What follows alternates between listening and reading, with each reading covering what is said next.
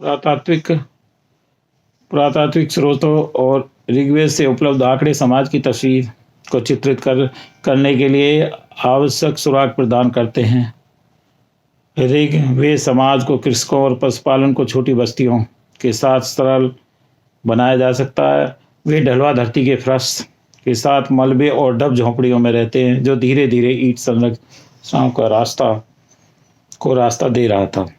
जैसा कि ऋग्वेद ग्रसित क्षेत्रों में रहने वाले कई जनप्रतिनिधियों को संदर्भित करता है, यह अनुमान लगाया जाता है कि उनका समाज आदिवासी संगठनात्मक सेटअप पर आधारित था। यह चरण जनजाति से वंश तक एक क्षण भूंगार काल प्रतीत होता है। ऋग्वेद के अर्थ गैर वैदिक जनजातियां जैसे किकिटास, किरातों और डासिसस से भी है। यह वैदिक जनजातियों और आर्थिक लाभों के लिए वैदिक और गैर वैदिक जनजातियों के बीच निरंतर झड़पों का दौर था। सबसे महत्वपूर्ण राजनीतिक रूप से महत्वपूर्ण घटना 10 राजाओं या 10 राज युद्धों के बीच लड़ाई प्रतीक होती है। टूटस भारत जनजातियों ने पुरु, यदु, तरवस, अनु और द्रय और कई अन्य लोगों की सेनाओं की एक संग घातिका के खिलाफ लड़ाई लड़ी और उन्हें हराया। जनजातियों के बीच लड़ाई मवेशियों के लिए थी, क्योंकि इसे धन और सम्मानी शक्ति और प्रतिष्ठा माना जाता था। प्रत्येक जनजाति ने मवेशियों के प्रजनन अलावा अन्य जनजातियों पर छापा मारकर अपने मवेशियों को बढ़ाने का प्रयास किया। आंध्र के श्रीकाकुलम जिले में आज भी मवेशियों को सोमुलू कहा जाता है। पूर्वी अफ्रीका के न्यूर और दिनिका जनजातियों के एक अध्ययन से साबित होता है कि पशु छापे 4 गिरह समाज की एक सामान्य विशेषता है। स्वाभाविक रूप से ऐसे समाज में विजेता का नायक माना जाता है और भारतीय संदर्भ में ऐसे नायक को गोजित कहा जाता है। ऋग्वेद गोपी गोपुत्र जनस्य गोपी के रूप में जनजातियों के प्रमुख को संदर्भित करता है।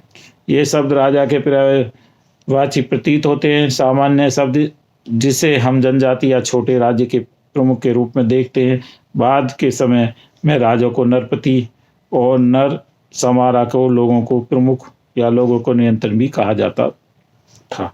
समय के साथ साथ मवेशियों के छापे के विजेता, जिन्हें गोजित या गोपा या गोपति कहा जाता था, बाद में नरपति और नर सेवरा बन गए और इस तरह अपना अधिकार स्थापित, जो कि एक परिवार बन गया। जनजाति के सदस्य जनजाति के धन में वृद्धि के साथ साथ अन्य आदिवासी हमलों से उन्हें बचाने के लिए ऐसे व्यक्ति और परिवार के प्रति सम्मान और निष्ठा दिखाई। सबसे शायद आभार या भय से बाहर जनजाति नायक के परिवार में इस आनुवंशिकता को बनाने के लिए सहमत हुए। हम यह नहीं जानते कि प्रोमेजरी के कानून को स्वीकार किया गया था या नहीं, और केवल यह सुनिश्चित कर सकता है हम सहस्राब्दी ईसा पूर्व में वंश से राज्य से के कार्मिक और धीमी गति से संक्रमण को नोटिस करें। ऋग्वेद समाज हालांकि मुख्य रूप से देहाती या कृषि पर निर्भर रहने के लिए खुद को देहाती के रूप में बनाए रखा और कृषि एक दूसरे से पूरक है। कृषि को बढ़ावा देने में हम वैदिक गैर वैदिक दोनों को एक दूसरे का सहयोग और मदद करने के लिए नोटिस करते हैं। समझने की यह प्रक्रिया छोटे या बड़े पैमाने पर स्थापित की जा सकती है। ऋग्वेद में जुताई के संदर्भ में और कृषि कार्यान्वयन भाषा के संदर्भ में एक गैर वैदिक शब्द बैरों के अनुसार कृषि को सभी के लिए स्वीकृत व्यवसाय बनाने में काफ़ी समय लगा। देहाती वाद में से कृषि तक के इस कार्मिक संक्रमण ने सामाजिक संगठनों को प्रभावित किया। ऐसा प्रतीत होता है कि आदिवासी समाज 2 समूह में विभाजित है। नंबर 1, जनजातियों के सामान्य या साधारण सदस्य से मवेशी पालने और खेती करने का पेशा अपनाने, और नंबर 2, राजा ने जो जनजाति के धन और सुरक्षा को बढ़ाने और सुरक्षा में लगे हुए थे। कृषि के कार्मिक प्रसार के लिए न केवल भूमि के नए क्षेत्रों की आवश्यकता है, बल्कि जल संसाधनों पर भी नियंत्रण था। इस तरह से इसने जनजाति के प्रमुख और जनजातियों की रक्षा की इस प्रक्रिया में शामिल व्यक्तियों की भूमिका को बढ़ा दिया था। हम कुछ समय के लिए अपने नए कर्तव्यों से निर्वहन के लिए अपने परिजनों पर निर्भर थे। इस प्रक्रिया में रक्त संबंध और वंश पर आधारित राज्य के नए सामाजिक समूह ने आकर लेना शुरू किया था। विजय द्वारा रजनीश की श्रेष्ठ सामाजिक और राजनीतिक स्थिति को स्वीकार करना, धर्म के संरक्षण करता समय के पुजारी द्वारा वैधता प्रदान की गई। वैदिक प्रमुख गोपाटी या नरपति के विकास में क्षेत्रीय वर्ण में राज्य समूह का विकास या परिवर्तन शामिल था। एक शब्द जिसको मूल को हटा या शक्ति में है, जो बाद की वैदिक समाजों में अक्सर होता है। वामश्रेय मॉडल ऋग्वेद के पुनिस सुता खंड में अपनी उपस्थिति दर्ज कराता है। ऐसा माना जाता है कि यह विद्वानों का एक अंतर्विरोध है। इस तरह सामाजिक समूह राजनीय वैदिक युग में नहीं बल्कि बाद के वैदिक युग में क्षत्रिय बन सकते हैं। आमतौर पर यह माना जाता है कि ऋग्वेद के चरणों के वंशानुगत राजशाही मौजूद थी, लेकिन जैसा कि सबूत आश्वस्त नहीं कर रहे हैं, इसे निश्चितता के साथ स्वीकार नहीं किया जा सकता। जैसा कि ऋग्वेद गणपति या ज्येष्ठा को संदर्भित करता है, विद्वानों का मत है कि गणराज की अवधारणा या सरकार के गणतंत्र के रूप के साथ साथ निर्वाचित राजतंत्र व्यवस्था भी मौजूद है।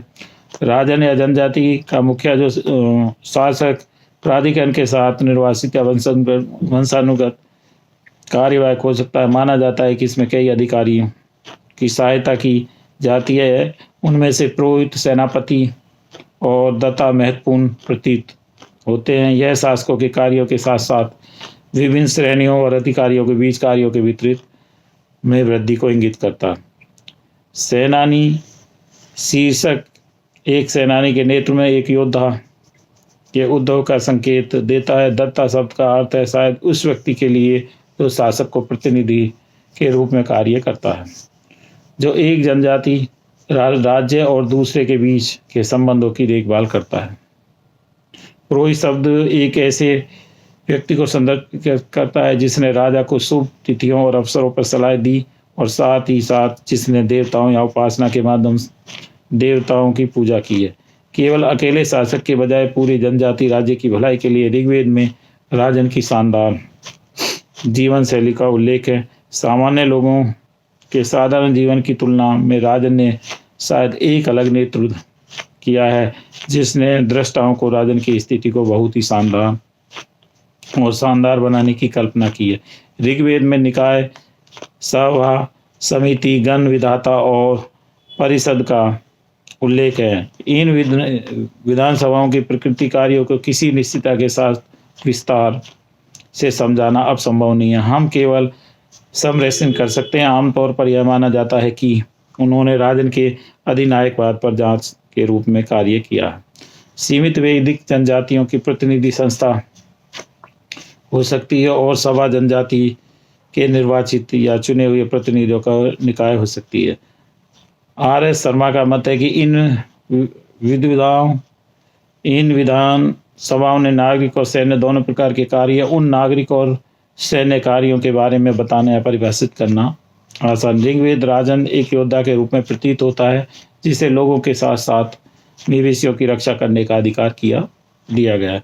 बदले में लोगों ने उन्हें एक जीवन को सुरक्षित बनाने के लिए कृतज्ञता, निष्ठा और आज्ञाकारी दिखाने के लिए बाली या श्रद्धांजलि अर्पित की। हमें नहीं पता कि बाली की स्वेच्छा पेश किया गया तथा राजन द्वारा तय किया गया। हमें नहीं पता कि राजन और अन्य अधिकारियों ने खुद कैसे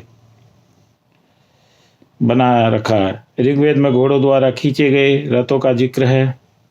इन रथों का इस्तेमाल शायद राजन ने किया होगा। धनुष और तीर, तलवार, बहारे, लाश और कुल्हाड़ी उनके लिए जाने वाले हथियार हैं।